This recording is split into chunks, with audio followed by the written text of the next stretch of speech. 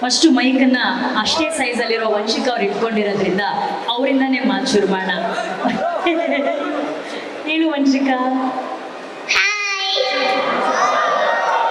Same ಇದೆಲ್ಲ, ಅವ್ರದ್ದು ನಂದು ವಾಯ್ಸ್ ಮತ್ತೆ ಇವ್ರದ್ದು ವಾಯ್ಸ್ ಸೇಮ್.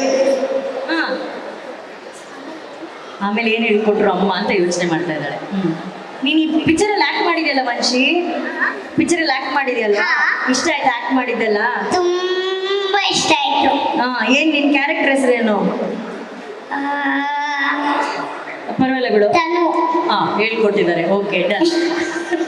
ಸರಿ, ನಾನೇನೋ ಕೇಳ್ಪಟ್ಟೆ, ನೀನು ವಸಿಷ್ಠ ಸರ್ ಹೆಂಗ್ ನಡೀತಾರೆ, ಹೆಂಗ್ ಮಾತಾಡ್ತಾರೆ ಅದೆಲ್ಲ ಇಮಿಟೇಟ್ ಮಾಡ್ತೀಯಂತೆ ನೀನು, ಹೌದಾ? ಹೇಳಿದ್ರು ನನ್ಗೆ.